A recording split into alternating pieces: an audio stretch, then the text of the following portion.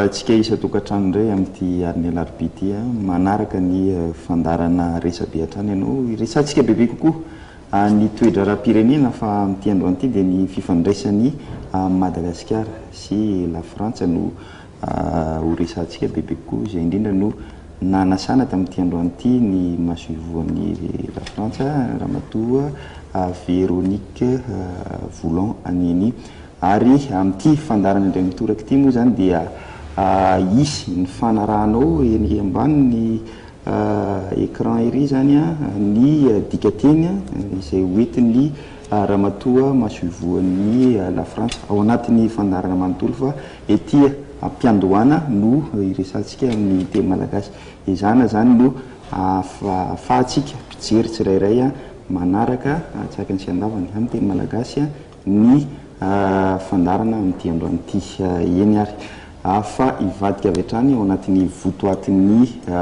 fandarana zany tsika. Madame l'ambassadeur, bonjour et merci à l'avance, je vous remercie de votre accord d'avoir été notre invité sur le plateau de Resabé ce soir. Je suis très heureuse d'être ici. C'est l'occasion pour moi de vous parler de la France, des relations entre la France et Madagascar, et de ce pays qui est pour vous lointain et en même temps très proche. Donc j'espère qu'il le sera un peu plus à l'issue de notre conversation. Très bien, ok. Merci Madame l'ambassadeur. Donc je vais y aller dans le vif du sujet. Vous avez assisté à la conférence des ambassadeurs, une première pour le président de la République nouvellement élu de la France, Monsieur Emmanuel Macron. Est-ce que la France va-t-elle orienter sa politique étrangère, notamment sur l'Afrique et Madagascar? Est-ce qu'il y aura un nouvel élan dans cette politique étrangère française? Alors, le président Macron a effectivement donné son premier grand discours de politique étrangère à l'occasion de la Semaine des ambassadeurs, semaine au cours de laquelle tous les ambassadeurs français dans le monde se réunissent à Paris. Il a brossé à grands traits l'orientation qu'il souhaite donner à la politique étrangère de la France dans tous les domaines, de l'Europe, de la sécurité, du climat, tous les grands enjeux qui attendent notre pays et d'une manière générale la planète, en l'orientant sur quelques grands axes. Le multilatéralisme, la paix et la sécurité, le climat. Et dans ce discours, l'Afrique a occupé une grande place. Je pense qu'il aura dans les prochaines semaines l'occasion de préciser les contours de sa politique sur l'Afrique. Comme l'ont fait tous les présidents avant lui, ils ont tous eu un grand discours de politique sur l'Afrique qui est à venir et que nous attendons. Mais il a donné déjà quelques indications sur la façon dont il envisageait la relation avec l'Afrique. Il a parlé de l'Afrique continent d'avenir. Il est évident que pour l'Europe, l'Afrique est son horizon naturel. C'est le lieu où c'est un continent très jeune, contrairement à l'Europe. C'est un continent en développement, contrairement à l'Europe. C'est un continent qui recèle de très grandes richesses. Et donc, on a tout à gagner, aussi bien l'Afrique que l'Europe, à un échange accru, mais qui se fasse dans le respect mutuel, évidemment, et dans l'intérêt mutuel.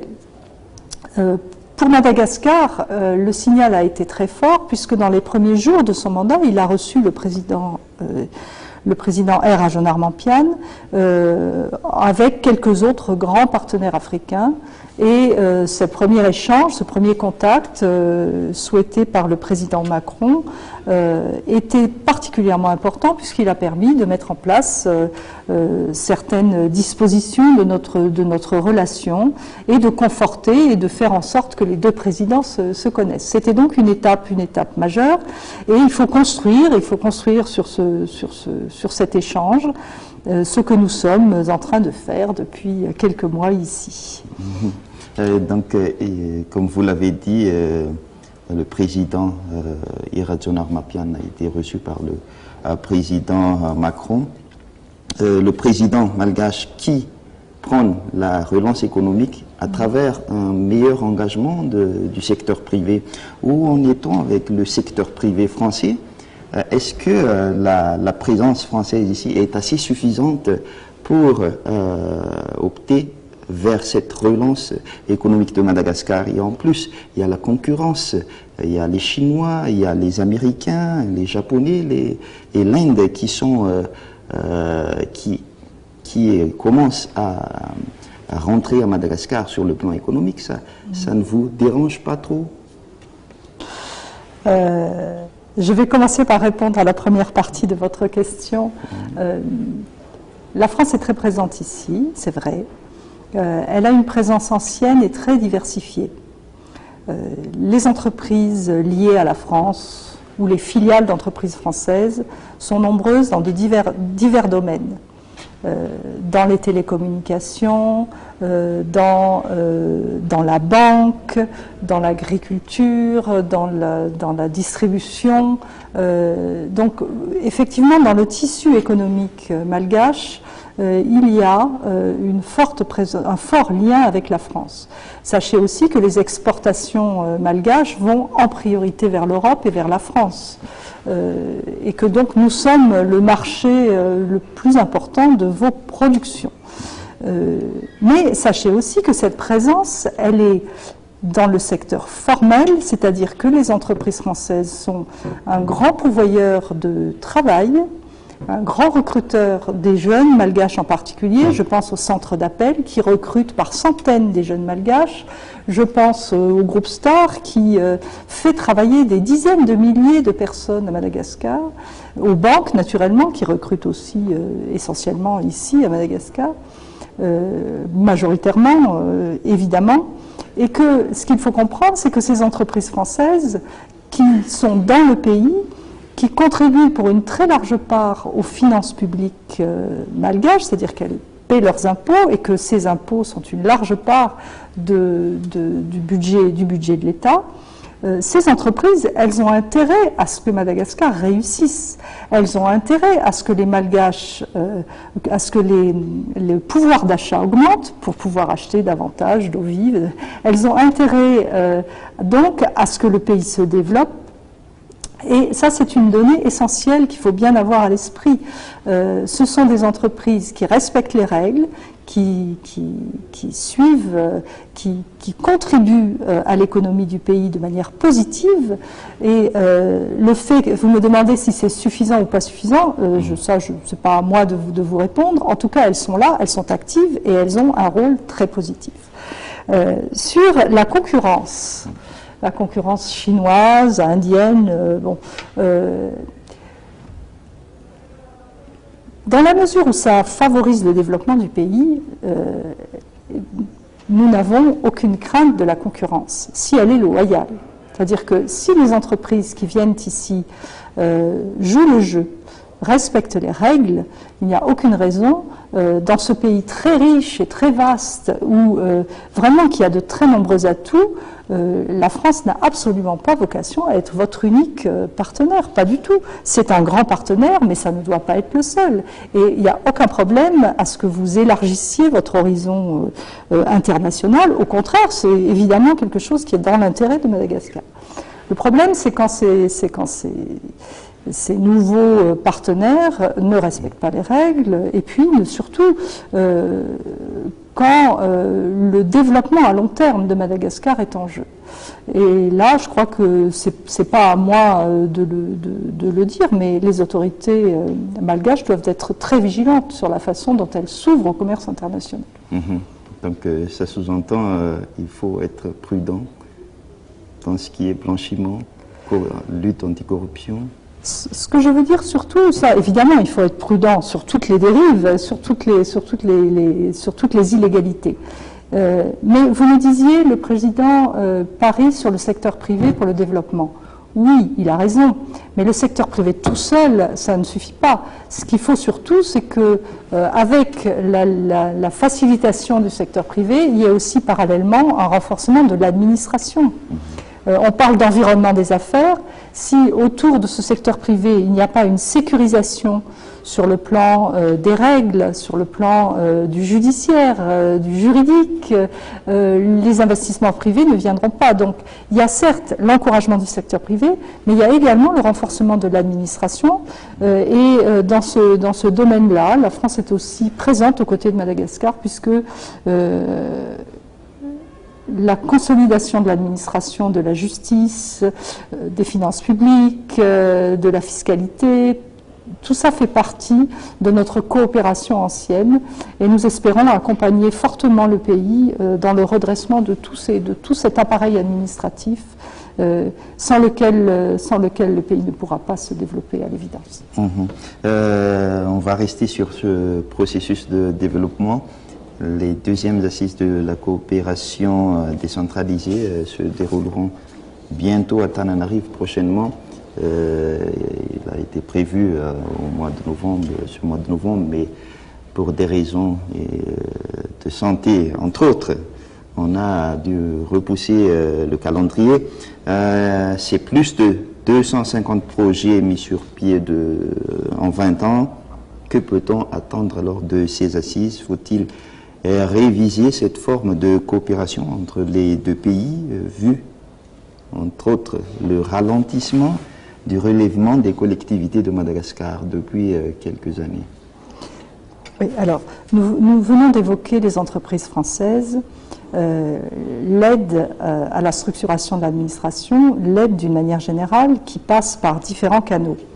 Il y a l'aide de l'État, l'aide des agences de développement comme l'AFD, et puis il y a aussi l'aide des collectivités territoriales, c'est-à-dire des régions, des départements, des mairies françaises qui viennent partager leur savoir-faire avec des collectivités territoriales malgaches, des mairies, des régions malgaches.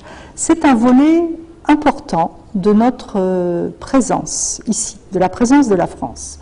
Parce qu'au fil des années, cette coopération décentralisée, cette coopération des collectivités territoriales a pris une très grande importance et devrait se tenir dans les prochains mois, en mars, si les choses se confirment, ces assises de la coopération décentralisée, c'est-à-dire la réunion des collectivités territoriales malgaches, des grandes mairies qui accueillent la coopération des grandes mairies françaises. Et cette réunion doit permettre un développement plus structuré, un développement, donner les moyens de développement à ces collectivités territoriales malgaches. Parce que, et c'est d'ailleurs répété régulièrement aussi par le gouvernement malgache actuel, davantage d'autonomie des collectivités territoriales permettra un maillage plus important du territoire malgache, où on sait que beaucoup de choses sont concentrées à Tananarive, et il est difficile de diffuser, en tout cas, l'aide aux autres villes et aux autres régions. Donc nous espérons beaucoup que ces assises vont donner une nouvelle dynamique aux collectivités territoriales malgaches à travers cette aide de collectivité à collectivité qui est encouragée naturellement par le gouvernement malgache et par le gouvernement français. Il y a par exemple un programme où les collectivités territoriales françaises vont intervenir, c'est le programme Interreg, qui est un programme européen et qui est en train d'être mis en place. Madagascar étant à la frontière de l'Europe, en raison des territoires de la Réunion, des départements et régions de la Réunion et de Mayotte, et donc bénéficie d'aide européenne à ce titre, et ça va être mis en place aussi certainement parallèlement à ces assises de la coopération décentralisée. Je vais toujours rester là-dessus, sur la coopération entre la France et Madagascar, mais d'une manière beaucoup plus vaste. On va parler de la COI, où la France est aussi présente, au même titre que Madagascar, la France à travers la Réunion et Mayotte. Donc, un vaste projet se met actuellement en place sur faire de Madagascar un grenier de l'océan Indien. La COI aussi qui est en pleine mutation avec son projet de réforme pour une plus d'engagement des pays membres. Qu'en est-il de l'engagement de la France à travers cette commission où les pays de la région de l'océan Indien misent beaucoup pour une meilleure expansion des pays membres? Je vous le disais à l'instant, la France et Madagascar sont des pays voisins. Ils sont les deux pays sont au cœur de cet océan Indien qui s'organise autour de la Commission de l'océan Indien. Nous sommes votre voisin. Et il suffit de regarder la géographie pour comprendre que la Réunion, c'est un tout petit voisin par rapport à la grande île de Madagascar, et Mayotte aussi un tout petit voisin, de même que les Comores, les Seychelles. Aucun des États membres de la COI n'a l'ampleur, la richesse et les ressources de Madagascar. Donc cette commission de l'océan Indien est tournée naturellement vers Madagascar, qui est le plus grand réservoir agricole, humain, et qui doit retrouver toute sa place au sein de cet espace commun. Comment? Eh bien, vous l'avez dit, il y a le projet grenier de l'océan Indien, parce que Madagascar doit redevenir un pays exportateur de ressources agricoles, qu'il est déjà d'ailleurs en partie, mais doit redevenir un espace où cette richesse agricole se diffuse dans son environnement. Les échanges humains doivent être favorisés. C'est l'esprit de cette alliance stratégique qui est en cours entre Air Madagascar et Air Austral, qui permettra un échange humain beaucoup plus important. Il faut développer la connectivité, il faut développer tous ces échanges humains, parce que c'est à la fois important pour Madagascar et important pour les petites îles qui l'entourent et qui ont un savoir-faire très avancé. On a des économies très avancées à Maurice et aux Seychelles, et l'interaction entre Madagascar et son environnement immédiat est évidemment une force, doit devenir une force. Parce que c'est quand on arrive à s'entendre avec ses voisins, à avoir un rayonnement avec ses voisins, que progressivement on s'insère dans le reste de la diplomatie internationale et mondiale. L'autre horizon géographique de Madagascar, c'est l'Afrique immédiate, et on suit avec beaucoup d'intérêt et beaucoup d'enthousiasme la façon dont Madagascar s'insère aussi dans son environnement africain et par-delà dans son environnement francophone et mondial. Comme vous l'avez déjà soulevé tout à l'heure, la francophonie, c'est l'une des plus vastes organisations mondiales qui véhicule la langue française, entre autres. Mais depuis les deux sommets de Dakar et de Tananarive, c'est la mobilisation axée sur l'économie, la jeunesse et la sécurité qui ont été plus abordées. Comment la France va-t-elle contribuer là-dessus, notamment sur la lutte antiterroriste, la promotion de l'entrepreneuriat des jeunes, les échanges économiques, qui est l'un des défis de l'actuel secrétaire général et des chefs d'État de l'OIF? Alors, sur la francophonie, c'est également un très vaste sujet de notre coopération avec Madagascar. Madagascar est un pays francophone dont le français est la deuxième langue officielle, et c'est évidemment un atout majeur pour les Malgaches que de parler français, parce que c'est ce qui leur permet de se connecter avec le reste du monde. J'ai naturellement le plus grand respect pour la langue malgache, qui est votre langue nationale, et c'est une richesse pour vous que d'en avoir deux, votre langue d'identité et puis votre langue de communication avec Reste du monde. Naturellement, ça n'empêche pas les Malgaches d'apprendre aussi toutes les autres langues. Comme tous les citoyens du monde aujourd'hui, il faut maîtriser plusieurs langues, c'est évident, pour, encore une fois, mieux se connecter avec le reste du monde. Le français ici, c'est un investissement fort. Il y a à Madagascar le plus grand réseau d'alliances françaises du monde. Il y a des alliances françaises partout dans l'île, même dans des endroits très isolés. Je tiens vraiment à la diffusion de cet enseignement de la langue, un enseignement de qualité à la portée des jeunes malgaches et des moins jeunes d'ailleurs, puisque les alliances font aussi la promotion d'un français d'affaires, d'un français qui permet aux jeunes adultes ou aux adultes de travailler, de trouver du travail et de perfectionner leur langue. Donc au-delà de l'enseignement dans les alliances françaises, nous avons aussi un réseau d'établissements scolaires qui scolarisent près de 11 000 personnes ici à Madagascar, dans toutes les grandes villes également, pas seulement à Tananarive. Et les échanges vont au-delà parce que, comme vous l'avez souligné, l'OIF, l'organisation internationale, l'OIF, a comme principal axe, à travers l'engagement de son secrétaire général, la jeunesse. Nous aussi, c'est la jeunesse vers laquelle nous concentrons notre effort d'éducation et de formation. Et il y a plusieurs milliers de jeunes malgaches qui étudient en France, près de 4000 je crois.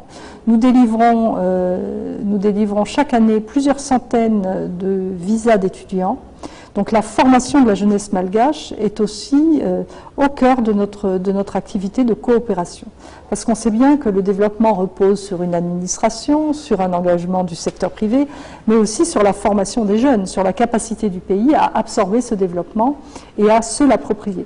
Et ça passe par une formation, la formation des jeunes, sur laquelle nous investissons beaucoup. Je vais rentrer un peu dans les points plutôt politiques, notamment sur le changement climatique à travers les réunions précédentes, la COP 21, la COP 22, et là maintenant la COP 23 qui a ouvert ses portes lundi dernier. Le rapport entre les pays riches et les pays en développement fait toujours débat dans les réunions qui se sont succédées, notamment sur le financement des pays moins industrialisés sur leur processus de développement. L'engagement des pays industrialisés dans le fonds pour l'environnement est toujours sujet à polémique, là où on constate un certain retard. Il y a aussi le désengagement des États-Unis très récemment sur la mise en œuvre de l'accord de Paris. Donc tout ça. Et pour vous, pour la France, l'engagement reste toujours le même, ou va-t-elle se forger par rapport aux réalités de ces derniers temps, et comment la France va-t-elle bousculer ses partenaires des grandes puissances afin que l'on puisse quand même mettre à réalisation les engagements de l'accord de Paris? Alors, l'accord de Paris est fondamental pour l'avenir de la planète, pour l'avenir des pays développés comme des pays en voie de développement. C'est vraiment une cause commune. Et c'est ce qui apparaît d'ailleurs ces jours-ci autour de la COP 23. C'est un axe majeur de la politique étrangère du président de la République française. La lutte contre le réchauffement climatique et le développement d'énergies renouvelables. Madagascar, dans ce paysage complexe que vous venez de décrire, doit, me semble-t-il, être plus offensif. Parce que Madagascar est un pays en voie de développement très fragile.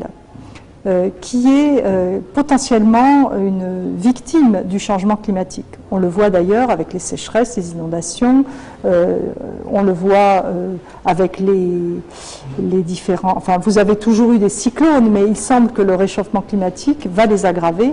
Donc vous avez une écologie et une situation qui fait que vous êtes potentiellement une victime du changement climatique, une victime plus accentuée que d'autres pays en voie de développement, comme la France par exemple. Donc votre préoccupation doit être celle d'accompagner ce mouvement. Par ailleurs, Madagascar, du fait qu'elle est une victime potentielle forte, a aussi la possibilité d'accéder à des financements qui sont en place à travers le Fonds vert, à travers un certain nombre d'outils de financement pour lutter contre le réchauffement climatique. Et là, il y a un réel travail à faire de la part de Madagascar, même si nous sommes là pour accompagner et aider, pas nous seulement, d'ailleurs beaucoup d'autres organismes aident Madagascar, qui est éligible à ces différents fonds qui ont été mis en place à Paris, de le faire. C'est compliqué parce que ça demande une très grande technicité, mais sachez que la France est vraiment aux côtés de Madagascar pour tirer le plus grand profit possible de tout ce qui a été décidé sur la lutte contre le réchauffement climatique. Deuxième élément, sur cette question du réchauffement climatique, ça va conduire les pays à développer de manière accélérée les énergies renouvelables. Et là, Madagascar a de très gros atouts, hydroélectriques, solaires, éoliens, et doit faire les bons choix. Il y a de très nombreux projets qui sont proposés, qui sont de grande qualité, pour permettre à Madagascar de passer finalement très vite. Aujourd'hui, on sait que le taux d'électrification, par exemple, est bas, que vous n'avez pas de ressources pétrolières, et donc que ça va permettre à Madagascar de passer directement à des énergies renouvelables nouvelles, et ça pourrait être aussi un atout pour le développement de Madagascar. Là, vraiment, vous êtes à la croisée des chemins sur ces questions d'énergie renouvelable. Et d'ailleurs, la France organise dans les prochains jours un séminaire sur le sujet qui rassemblera ce que la France compte de mieux dans le domaine des énergies renouvelables et qui sera proposé à Madagascar. Donc, Madagascar est arrivé au point nommé au bon moment, alors. Oui, parce que, encore une fois, soyez bien conscients que le réchauffement climatique va avoir des conséquences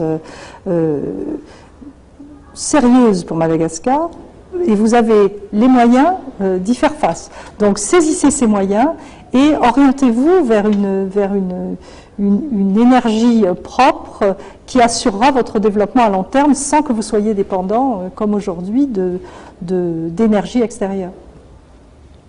D'accord. Donc on va resserrer un peu notre conversation sur la coopération directe bilatérale Madagascar et la France, puisque Madagascar va connaître une échéance électorale en 2018-2019, une retouche fondamentale de la loi fondamentale malgache fait actuellement débat. Serait-ce une opportunité pour vous ou bien une menace pour la stabilité et la France, au même titre que les autres partenaires internationaux de Madagascar? Accompagnera-t-elle le processus électoral de Madagascar, comme elle l'a déjà fait en 2013? Alors, 2013, ça a été le déroulement d'élections libre, transparente et reconnue par la communauté internationale. Mais on sait bien que ce premier pas vers la démocratie doit être confirmé par le deuxième, c'est-à-dire des élections organisées en 2018 qui soient inclusives, transparentes, crédibles et grâce auxquelles les Malgaches pourront choisir leurs dirigeants et auront le sentiment d'avoir choisi leurs dirigeants.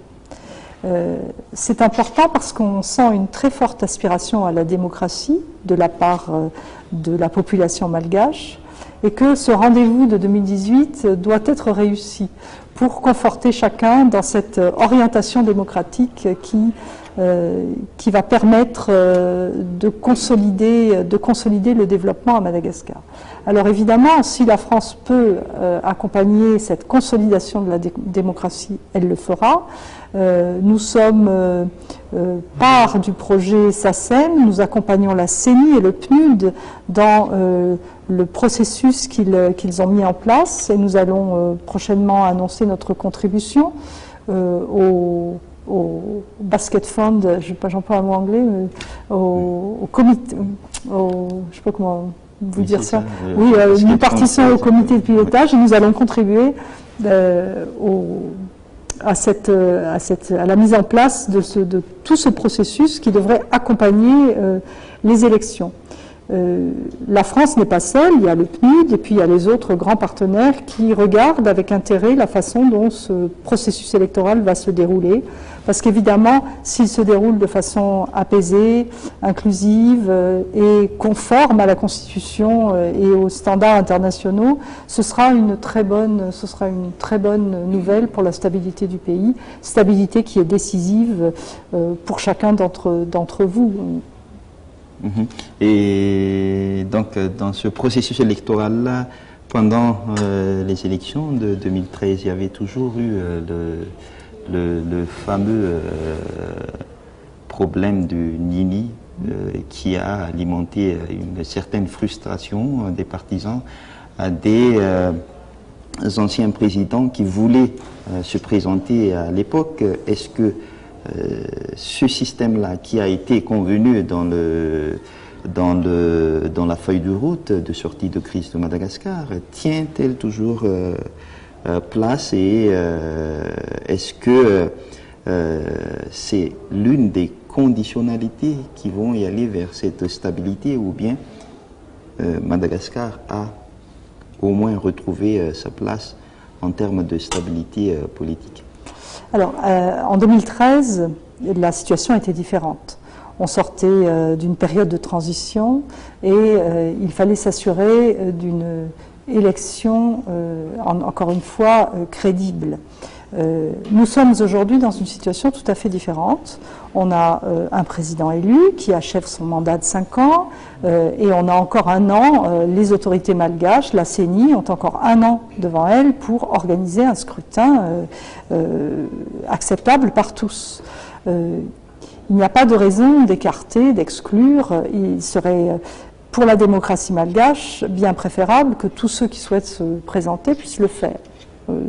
Parce que si on exclut, on risque d'aller au-devant de protestations, de mécontentements, et il est évident que si des candidats qui souhaitent se présenter ne peuvent pas le faire, ça risque de déstabiliser, de susciter l'incompréhension des Malgaches et d'entraîner une forme de déstabilisation qui n'est pas positive pour le pays.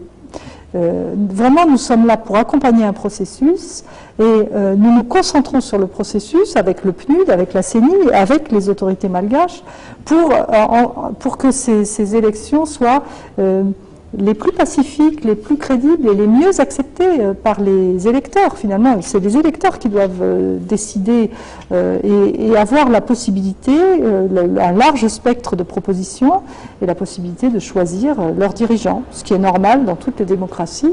Et Madagascar a rejoint le groupe des démocraties et doit y rester avec cette élection. Au sujet un peu plus chaud, qui a toujours terni la relation entre Madagascar et la France, c'est la question de l'insécurité, auquel la France aussi y contribue à travers ses appuis aux forces de l'ordre. Les ressortissants français ont été victimes ces derniers temps d'actes d'enlèvement. Des rançons ont été demandées aux victimes et aux familles des victimes, alors que il y en a également des coopérations en matière policière, enquête policière et coopération judiciaire entre la France et Madagascar. Une stratégie a même été mise en place. Où en est-on de cette stratégie? Est-ce que nous sommes actuellement en phase d'application de cette stratégie. Alors, face aux enlèvements, vous me parlez d'un sujet très particulier qui est l'enlèvement de Français d'origine indienne qui sont victimes de rackets, d'extorsion de fonds et enlevés contre rançon. Face à ce phénomène, il y a eu plusieurs échanges au plus haut niveau de l'État, d'ailleurs entre le président Hollande et le président Air Agenarmampian, puis entre le président Macron et le président Air Agenarmampian. C'est un sujet grave et qui touche à la vie de compatriotes ici à Madagascar. Face à ce phénomène, au-delà de la coopération que vous avez mentionnée, il y a aussi une avancée intéressante avec la création du collectif des Français d'origine indienne de Madagascar, qui accompagne les familles victimes d'enlèvement, qui les conseille et qui fait le lien avec les forces de l'ordre malgache. Finalement, cette communauté s'organise pour ne plus être une victime sans défense de ces crimes. L'ambassade accompagne évidemment la formation de ce mouvement qui a aussi une extension en France, qui a un avocat en France pour les défendre et qui va progressivement essayer de se conforter, d'être plus fort face aux rackets et aux enlèvements. Mais ce phénomène de l'insécurité touche les Français, pas seulement les Français d'origine indienne, il touche les Français d'une manière générale qui vivent ici et qui sont très nombreux. Il y a environ 20 à 25 000 Français à Madagascar et certains sont Français et Malgaches, d'ailleurs pour la moitié ils sont franco-malgaches. Tous sont victimes de l'insécurité au même titre que les Malgaches d'ailleurs qui aussi, et on le voit quotidiennement, sont victimes d'une insécurité très préoccupante et croissante. Et pour ça, on sait bien que la sécurité, c'est un des piliers du développement. Donc, nous développons avec les autorités malgaches une forme de coopération pour essayer de lutter contre ce phénomène de l'insécurité croissante qui, d'une manière générale, touche les malgaches. Pour ça, vous l'avez vu il y a quelques jours, j'étais avec le ministre de la Défense, nous avons une coopération dans la police aussi, dans la gendarmerie, et l'Agence française de développement va aussi développer un programme important sur la justice pour essayer de sécuriser également cette dimension-là des choses, et en particulier les prisons. Donc je comprends qu'il faut vraiment s'y attacher parce que c'est un des éléments de la sécurité. Mais vous avez raison, c'est un phénomène, cette montée de l'insécurité générale qui est préoccupant et dont le gouvernement malgache se préoccupe et nous demande de l'accompagner aussi dans cette lutte qui est décisive pour tout le monde ici. D'accord. Vous avez été l'un des acteurs qui a donné une impulsion, en quelque sorte, si je me le permets, sur la question des îles éparses, qui a été également mis sur le tapis entre le président malgache et les deux présidents français, le président Hollande et le président Macron. Alors, où en est-on réellement sur la coopération, sur les échanges entre le Quai d'Orsay et Anous, sur la mise en œuvre d'une éventuelle restitution de ces îles malgaches? Sur les îles éparses, il y a eu une première réunion qui s'est tenue entre les hauts fonctionnaires, comme les deux présidents s'y étaient engagés, le président Hollande et le président Rajanarmampian s'y étaient engagés lorsqu'ils se sont rencontrés la première fois. Et c'est aussi la première fois qu'il y a une instance de dialogue qui se tient sur ce sujet. Donc il faut laisser le dialogue faire son œuvre et permettre de trouver de gérer cette question des îles éparses, et il faut laisser cette instance de dialogue travailler. Elle le fait, et elle tiendra vraisemblablement une deuxième réunion assez vite. Laissons donc ce sujet traité par ceux qui ont les éléments pour le faire. Nous allons toucher à la fin de l'émission. Une question concernant la situation économique de Madagascar, la relation entre les deux pays. Les investissements français, on l'a constaté, sont un peu en régression à Madagascar. Bon, sauf que d'autres secteurs d'activité, tels que l'énergie, intéressent beaucoup plus les entreprises françaises ces derniers temps, notamment au titre de cette année 2017. Est-ce que cela veut dire que la France veut, les businessmen français veulent s'orienter davantage vers d'autres domaines qui n'ont pas été exploités auparavant, afin de donner plus d'impulsion sur l'économie malgache? Alors, je ne sais pas pourquoi vous dites que les investissements français sont en régression. Moi, j'ai le sentiment que c'est exactement le contraire.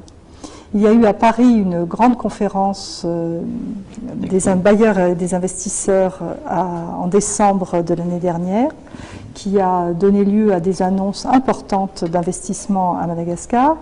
Et les entreprises françaises investissent et ont des projets d'investissement importants ici. Donc je ne crois pas qu'on puisse dire qu'il y a une diminution de l'investissement français, au contraire, puisque comme je vous le disais, on voit arriver ici des entreprises, par exemple dans les centres d'appel, qui recrutent, qui s'installent. On voit des entreprises comme la Star annoncer de très importants investissements, des banques, et je ne crois pas qu'on puisse considérer qu'il y a une diminution de l'investissement. Il y a aussi un accroissement des exportations de Madagascar vers la France, parce que vous exportez plus que nous n'importons dans votre pays. Donc félicitations, c'est très positif, mais c'est exactement l'inverse de certains autres grands partenaires économiques que vous avez ici dans la Grande Île. Donc je crois que les choses sont très saines entre la France et Madagascar, et qu'elles ne sont pas du tout en diminution, au contraire. C'est vrai qu'on explore de nouveaux domaines, comme celui des énergies renouvelables, mais ça, on l'explore partout dans le monde. C'est une opportunité formidable de développement, et encore une fois, il faut la saisir. D'accord. Là, on va peut-être clore l'émission, Madame l'ambassadeur, si vous le permettez. Juste une dernière question. Votre appréciation sur l'évolution de la situation politique et économique de Madagascar. Bien. Alors, je n'ai pas de jugement à porter sur ce qui se passe à Madagascar, mais je constate qu'il y a des choses qui avancent et des choses qui avancent moins, comme tous les observateurs extérieurs de ce pays. On en a parlé, il y a des difficultés en matière de sécurité, de pouvoir d'achat, de chômage des jeunes, d'éducation, de santé, on l'a vu encore récemment. Donc il y a énormément à faire dans ce pays, mais il y a aussi des signes encourageants, la consolidation de la démocratie, certains indicateurs économiques qui progressent, un travail qui est fait sur les finances publiques, salué par le FMI, reste à faire beaucoup dans la consolidation de l'environnement des affaires, mais il y a beaucoup de choses positives. Donc mon constat est que dans cette analyse contrastée, la France peut accompagner, aider. Elle le fait avec intérêt, parce qu'elle a intérêt à ce que le pays réussisse. Elle le fait aussi forte de sa grande proximité avec votre pays, malgré tout, qu'elle connaît peut-être mieux que d'autres. Elle le fait avec respect toujours en essayant de comprendre les particularités de Madagascar. Madagascar est une île unique, une société unique, et qui est très difficile à comprendre quand on vient de l'extérieur, ce à quoi je m'emploie modestement. Et je dois m'excuser ici de ne pas pouvoir vous répondre en malgache, je le regrette. Je sais que j'espère que vos auditeurs malgaches auront la possibilité de saisir ce que nous sommes dit. Et en tout cas, modestement encore, j'espère pouvoir accompagner au mieux, jusqu'à la fin de ma mission, votre pays dans son retour vers la stabilité et la démocratie. C'est ainsi que on va ainsi clore l'émission. Merci beaucoup, Madame l'ambassadeur, d'avoir accepté notre invitation. Merci à vous. Je vous souhaite une bonne mission dans votre carrière diplomatique. C'est Yankou nous namarana tsikatro ni fandarana resabe tamin'ity androany ity soratsika Ramatoa Véronique Voulon aniany izay maso ivoan'ny la Frantsa nanaiky nasaina teto amin'ny fandarana resabe tamin'ity androany ity dia misaotra betsaka anao Ramatoa maso ivo ary zay no hoentiko hoentinay manao ny veloma mandram-pioana ho anareo isa-tokantrano tamin'ity alina ity zay no masaka azona tolotra fa dia manasanareo hatrany anaraka ny fandarana vokariny fahitalavitra matevy veloma ary tompoko.